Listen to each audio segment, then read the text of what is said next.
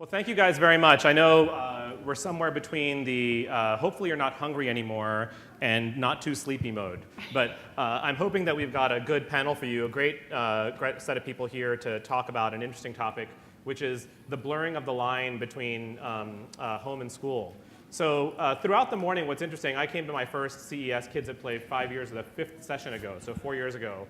And it was all about games, and it was all about toys, and it was fabulous to me. And I think we've heard a lot about education this morning, and we've heard a lot about technology. And as the parent of a 5-year-old, an 8-year-old, and a 10-year-old, I can tell you it's almost maddening to try to think about what our roles and responsibilities are in this rapidly changing environment. So I'm excited to have a set of people up here with us who are going to talk about their own different way of engaging with technology. As Warren mentioned before, I founded a company that allowed children to use the same technology that adults were using for social interactivity. People used to ask me, what was your biggest problem with technology? And I would say 3 children and 2 iPads, right? Because the issue is one where everyone wants to have access all the time. And so they don't have them at school, they have them at home.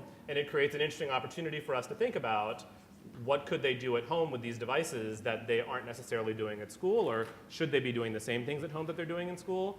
And so, I want to thank Robin and the entire team of people here that make this possible for bringing this topic to bear, and we'll just dive right into it. I think what I would like to have is each of our panelists, who are very, very skilled and capable, give you a little bit of background on what they do, and then hopefully we'll be able to have a nice interchange on some of the key issues, and I'm hoping that we'll get some questions from the audience. So please be prepared to dive in when you've got a moment. So first we'll start with Dave Merrill. And Dave, you want to give a quick introduction and Sure. show your stuff? Show what my company, Sifteo, is working on and how it fits into this topic. So let's see. We have video. All right. Where's the clicker? What if interactions with digital media were like jamming your hands into a pile of Legos? I think that'd be amazing. Here's why. This is how we play. We play with stuff, real physical stuff. A lot of our earliest play experiences as human beings were games like Mancala and dominoes with physical pieces. It's also how we learn, right? A lot of progressive education is about using physical objects like Montessori and other experience-based learning philosophies. So this is a really deeply rooted part of human psychology, how we learn. And then, as we all know, video games are amazing. They blur reality. They're so motivating and so engaging. And we're just beginning now to figure out how to use them as tools for learning. So the thought that animates Sifteo is, wouldn't it be great to bring together these two experiences, these two play traditions, really, into one single experience? What if the lines between Legos and video games were blurred? And that's exactly what Sifteo cubes are. So we're a startup. We're in San Francisco. We are kind of adjacent to learning technology. We're building a platform that I'll show you a video to give you an idea of what it is. But it's kind of like Nintendo Wii for your coffee table. Tactile, intelligent play. And there's a lot of possibilities for learning. So we have a great software development kit, and so at Sifteo, we have a game studio, and other developers are making new experiences for the platform. So here's a little preview, some snippets of what the platform is. But on the outside, they're radically simple. Little physical cubes with screens, a library of game experiences that you can download to the system and play on the system. And the core interaction is this physical hands-on grasping and movement of these little video tiles. They understand what your hands can do, like pouring a liquid. So this is some kind of future concept game jam video footage that I'm showing that our team did internally to show the possibilities of the platform. But we've already built a great starting game library, and there are outside developers working to build both pure play but also intelligent play learning applications for the system. So anyway, to wrap up, I think the best interactive play and learning experiences don't leave physicality behind, and that's my core thesis. That's what Sifteo is all about. In video gaming, that's what makes the Wii and the Kinect so powerful. And This is a picture of Maker Faire. There was a bunch of kids and families that the kids had to share these sets of cubes, which actually worked very well as a kind of distributed interface. These are some guys from MIT who neglected their own booth at the Maker Faire to come over and play Sifteo cubes. So we think we were onto something. So human-computer interfaces, that's my passion. They just keep getting better and better. And I think the most powerful way they will continue to evolve and improve is to hook into the actions and the skills that people are just made to do, like playing with real physical stuff. Excellent. Thank you, David. Sure. Sifteo is really cool, and we're looking forward to hearing more about how this maps of the migration. I think, do we have a clicker up here between the slides? Is that this one over here? This one? Okay, perfect. So I'm going to introduce Tom Axtell next. And Tom is with PBS and is going to talk about how the world of broadcast and information and learning is all changing in the digital world. And let's see, my slideshow is where? You should be keep on going. Keeping this way? Okay. Next one, and next. Should Handsome be yours. guy. There you Okay, next generation learning. That's what we're talking about. You all think of us as I'm from the local PBS station, and we're kind of an unusual station because we're one of only 6 in the U.S. that's actually owned and operated by a school district. And so we work very closely with both our television audiences and our school audiences and our parents. And so we've really worked hard to try to integrate the national products we get. All of you think of us as TV, of an old industry, not the new flashy high-tech stuff. You think of all these programs, but each of the programs in the portfolio are focused on delivering certain kinds of learning objectives, all of which we measure and can document performance. If you take a look at Las Vegas, 18% of the Hispanic homes in this market have no computer, or rather 30% have no computer of the children, and 40% of the Hispanic homes have only over-the-air television. So being able to serve that population base with traditional over-the-air television is an important part of our service mix. But because we're a station, we actually have 11 local people. Last year we did 665 community workshops targeting at low-income neighborhoods where we attempted to introduce parents to technology and to show them some of the new PBS products that can be used on the alternative technologies that they may have. Like every other media property, we've created a huge series of websites. We have PBS Kids, Kids Go, PBS Parents, etc. But this website alone has about 12.8 million visitors. You have interactive games on there, you have apps, you can watch programs, you can watch segments of programs, a lot of the derivative material. This is a painful chart to look at, but it really shows you how PBS has taken its broadcast properties, which are in the first box. Those are the things you see on television. In the second box under STEM, for instance, those are properties that you can see just on an internet server. And the bottom ones are really interactive games.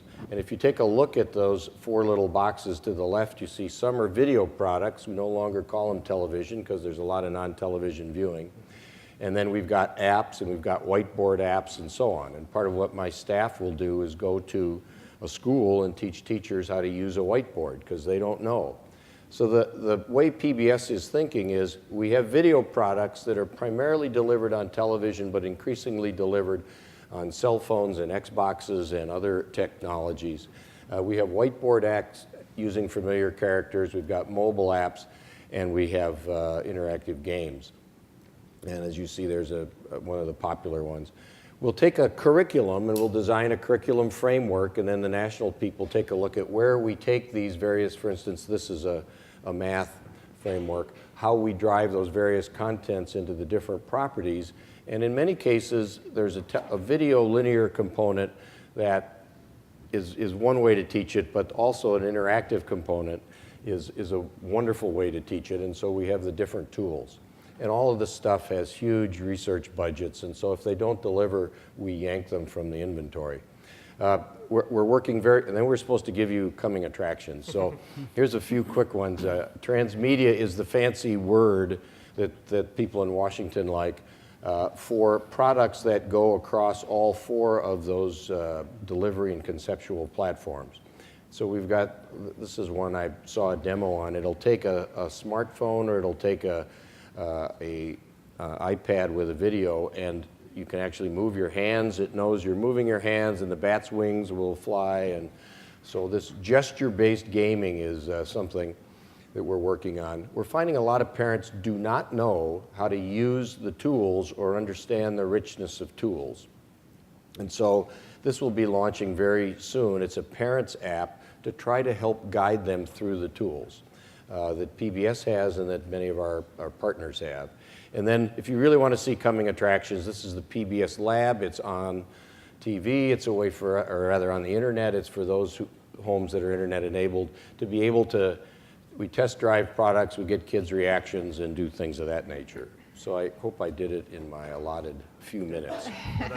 That's excellent, thank you. And I think it provides a very different perspective as opposed to the tangible piece. And then we've thought about it, and I think you brought an excellent point of content being one of these conventional categories, but this blurring of the lines is clear. And I love the presentation because I think what it does show is that it is incredibly significant and challenging, and also now happening, that we're beginning to see these resources spread across, which brings that challenge back to the home. What do you do at home versus what do you expect to be done at school? So Jody no longer needs an introduction.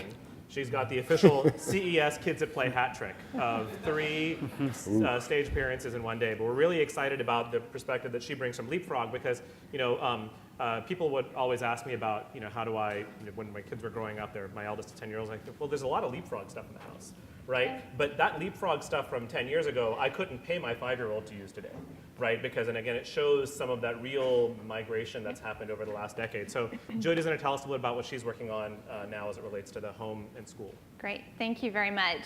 For those of you who are new to the room, my name is Dr. Jody Sherman-Levos, and I head up the team of educational experts at Leapfrog.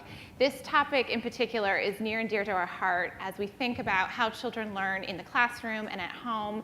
We know kids don't just learn formally in the classroom, they're capable of learning all the time, everywhere they go. And that's front and center of what we think about as we design new products and new experiences for children.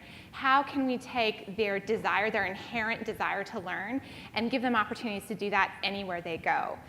And one of the reasons that's so important is we know that parents have real concerns about what's happening in the classroom today.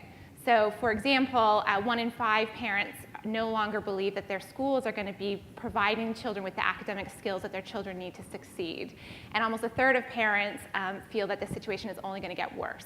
Classrooms are getting bigger, subjects are being cut, and it's not just about what's happening in the classroom that's a concern to parents, it's also what's happening before their kids even get to school. So almost half of all kindergarten children in this country are arriving underprepared. And that's extremely significant because those early learning experiences are so crucial to set them up for later academic success. So that's something that's really top of mind for us. And we know that not just because we look at the trends, we look at the latest research, we know that because we talk to moms. And when we asked over 1,600 moms, what is the top priority for you when you think about children, learning, and toys, their #1 response was education. I want my children's experiences to be educational. And their second most common comment was that they want those experiences to be enjoyable and engaging. So while they want their children learning both in the classroom and out, they want those experiences to be something that kids want to do. And so at Leapfrog, our mission is to help every child reach his or her potential, and we do that through mirroring fun and engaging experiences with education. So underneath everything we do at Leapfrog, whether it's a toy for infants and toddlers, a book, a DVD, or a platform and all the digital content that goes on the platform, we have this foundation of learning under everything that we do. And it really involves 3 parts. One is an extensive curriculum. We want what we're teaching children to be the best we can possibly teach them. We also want to deliver that in ways that are meaningful. And so that speaks to the powerful pedagogy of what products like what Leapfrog does and what others on this panel are doing is a delivery system. That matters. And then, of course, testing it, making sure that it works not just for us as adults, but for kids. So I'll speak a little bit about each of those things. At Leapfrog, we have our own on-site learning team. We work on every product every step of the way. We're experts in education and child development. And we draw from our own proprietary scope and sequence It's a bank of over 2,500 skills that have been aligned to the Common Core, but also take the latest in educational research. And so that really sets our learning objectives every time we start a new project. And then the delivery system. So we're hearing parents say that they're concerned that their child's not getting attention in the classroom, not getting that individualized, personalized learning. And so one thing that we build into our apps, for example, in our cartridge games, is something called auto-leveling. When a child is doing well, the questions will level up and become more sophisticated and grow with the child. When they're not doing well, they won't know it, but the questions will auto-level down. It becomes simpler, and that allows children to gain the competence and the confidence that they need to then progress through the curriculum. We also have tutorials so that if children are struggling with a concept, at a touch of a button, they can hear the underlying concepts, and then they can go back into the game. They don't have to wrong answer their way through. They understand why a question needs to be answered the way it needs to be answered. And then finally, we test it. We bring kids on site. We have our own kid lab. We booked over 1,100 kid testing sessions last year alone. And we put our products into homes, and we get parents' feedback and kids' feedback. We need to make sure that everything we do is educational, but of course engaging, and it's something that kids want to play with before they go to school, in the classroom, and outside of the classroom as well. So thank you very much. Thanks. So I want people in the audience to start thinking of some questions, but I want this to be kind of interactive and a little provocative. We've got a full range of people sitting over here. You're formally connected to the education system through the involvement that they have with PBS, to mapping into the education system, to pretty much outside the education system. And as parents, how many people out there are parents with kids kind of in the school, secondary school age? All of us face this problem every day, right? So what should we do at home and what should we do at school? And with my 3 children, we're trying to figure out, okay, I have to keep on pushing them really, really hard to do their homework because they don't want to. And then I look at their homework and I wonder why they're doing it, right? But then I make them do it because they've been told to do it, and if I don't do that, I'm a bad parent, right? So now we have this real problem because I've got all these really cool technology tools, which range from the Sifteo cube that I would love for my kids to play with, right? All the way to the Leapfrog, which gives them independent, measured, monitored, all the way to the watching videos on PBS, all available for me at home, okay?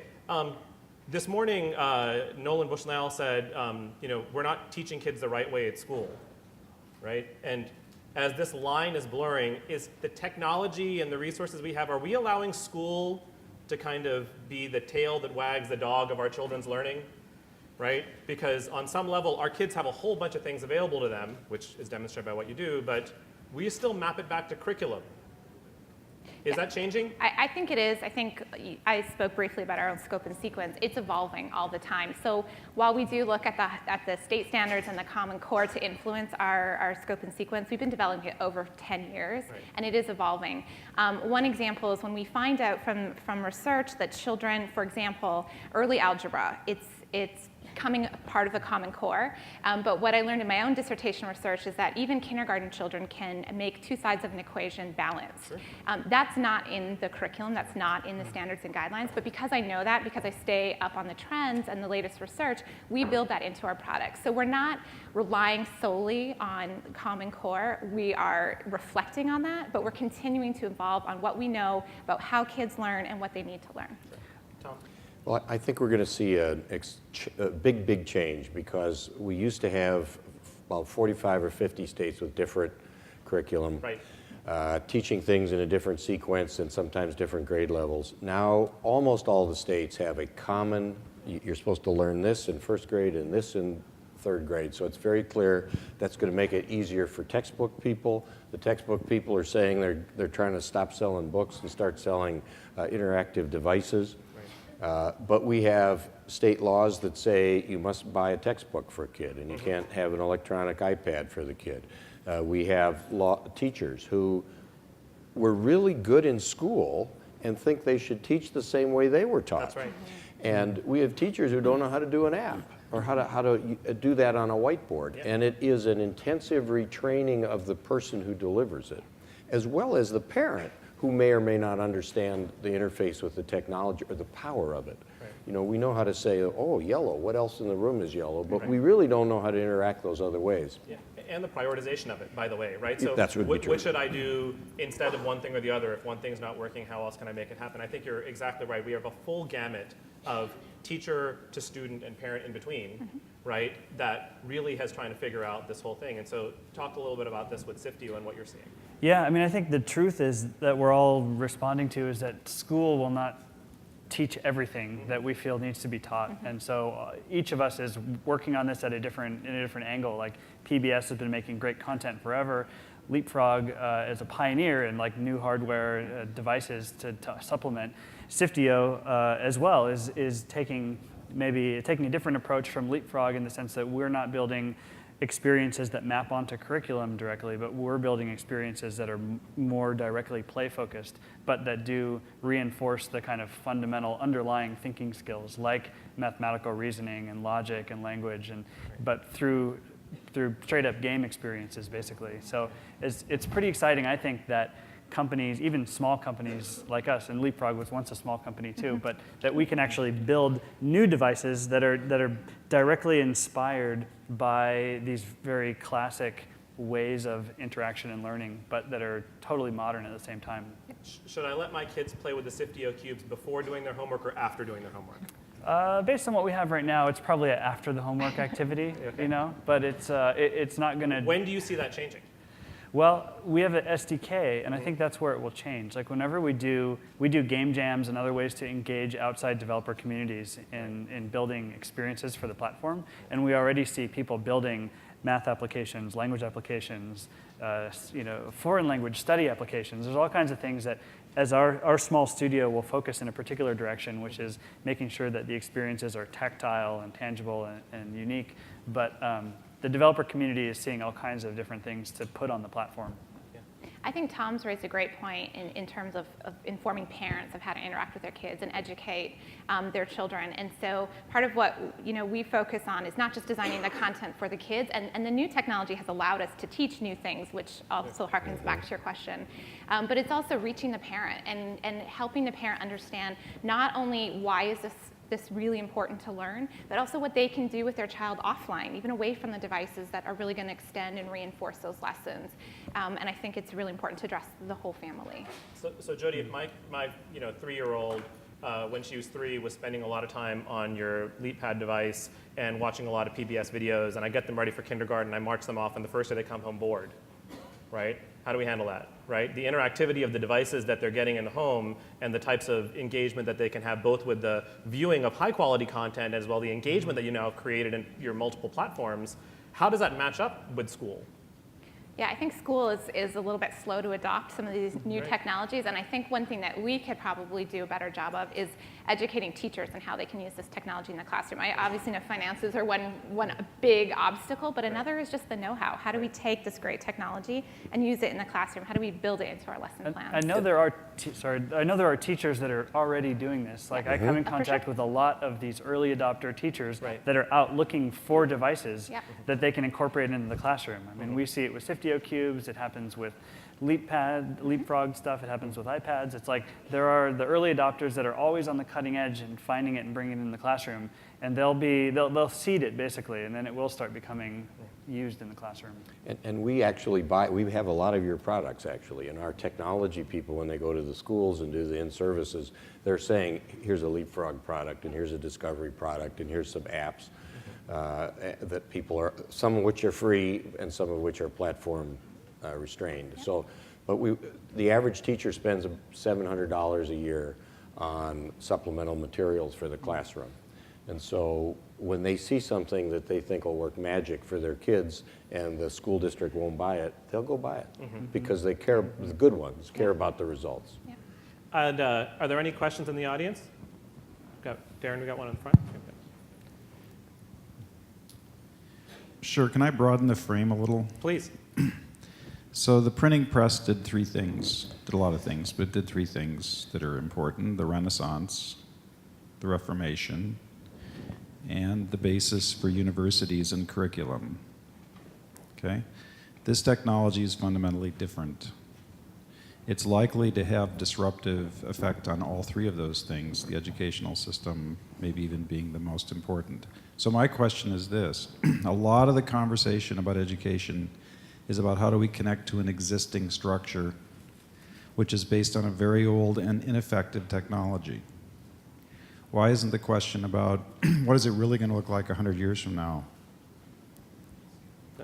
That's Well, an I'm excellent. I'm not excellent sure I question. agree with your premise, because I think part of the redesign of the Common Core is saying, what are things we think people need to know how to do? Balance your checkbook and be social with people, and both the social skills and the core understanding of simple science and so on. But after that, the goal of the Common Core is to empower a learner to be able to progress and to be able to do that self-directed learning, to become an expert in a certain area or not.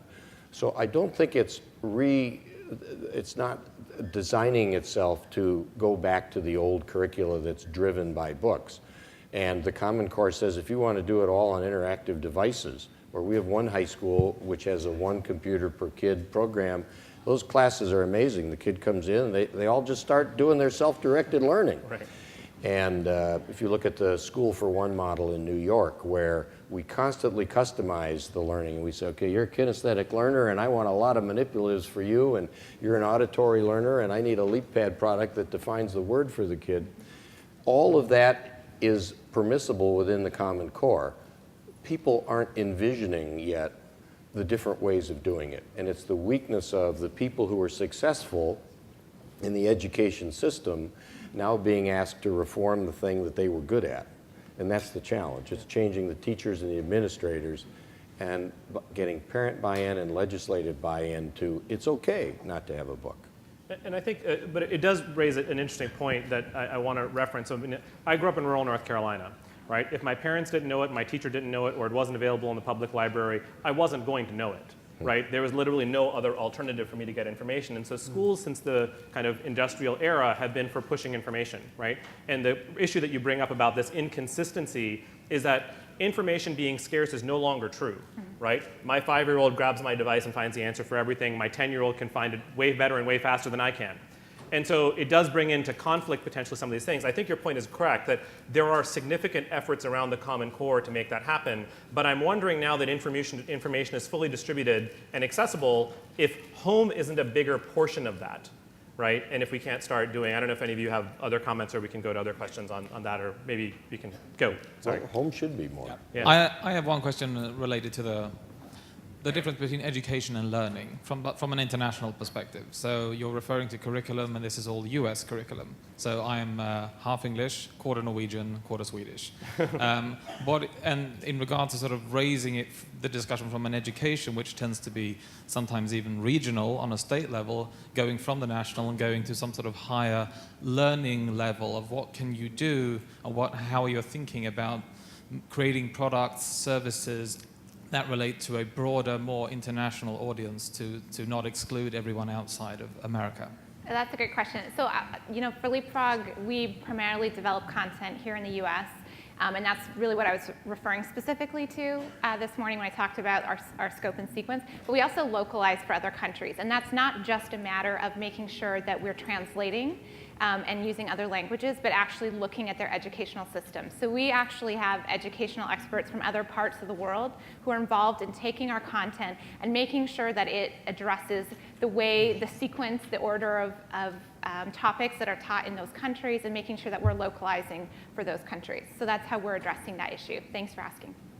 Anyone else want to? And I'd say some of our partners, like Sesame Workshop, has different products in different markets. The famous flap over the AIDS baby. Well, that was really for South Africa, and it was not for the United States. It was a character developed there because of unique cultural and social issues in that country. And so that customization is part of the plan for the most successful products. And I'd just say that play is a universal language. And so granted, Sifteo is not going after specific curricular content, but the kinds of experiences with physical manipulatives are more universal by nature. We would probably need to do some localization to kind of make the system appropriate for different countries around the world, but the core activities are universal. And we actually hear from Scandinavian people in that part of the world all the time because of just the awareness of progressive education and tangibles and that sort of thing. I think we have one more question. We're holding the entire audience hostage for David Pogue. So let's go. Oh boy. This will be good. Vipul Sahai from Merrill. My question is, as we move more to a digital medium, whether it be online, tablets, phones, whatever the case may be, how do we ensure that kids maintain that level of interaction that they get from school, curriculum, whatever the case may be, as opposed to just kind of singular learning where they're just plugged into a device or computer? So the risk of passive engagement as opposed to the active engagement of learning today. Any of you guys want to answer? You're the active guy on the panel. Screen time is a continual concern for parents. Like, as long as we've been testing Sifteo cubes, you've been hearing about this concern. So our solution is a system that's more physical, that allows multiple learners, multiple players to play together. Right. That's what we do. Yeah. And we created for the school district an online high school, and we now have 14,500 enrollments. It's the largest high school in Nevada. But we were terribly worried about the isolation of those kids, so we have student councils, we have interactive talk sessions. We have tried to create an infrastructure around the isolated learning that will allow them to socially interact and mature in all the areas they need to mature in to be successful future employees and spouses and things like that. I mentioned the parent resources and making sure that parents are interacting with their kids and reinforcing, extending those lessons. That's one piece. In our tag software, in our books, we have games that can be 1- and 2-player games, so really trying to get siblings involved. And of course, just our overall belief that screen time in any of its forms really should be part of a balanced diet, and highly encouraging parents to get their kids outside, go to play dates, do all these things. Screens can be incredibly important, but they're just one piece of the puzzle. And it's also important to recognize that the world has changed, right? We live in a society of dual income households and student-teacher ratios that are significantly higher than we were younger. So in some ways, these are necessary, and in other ways, hopefully, they're really beneficial. So I want to thank the panel for sharing their thoughts on this really interesting topic on the blurring line between school and home, and the audience as well for engaging and participating. And hopefully, we'll be talking about this more and more and more as years goes on, and it'll be like, what's that school thing we were talking about a couple of years ago? If anyone can put the zip in Common Core standards, it's Mandeep. Thank you guys very much. Thank you.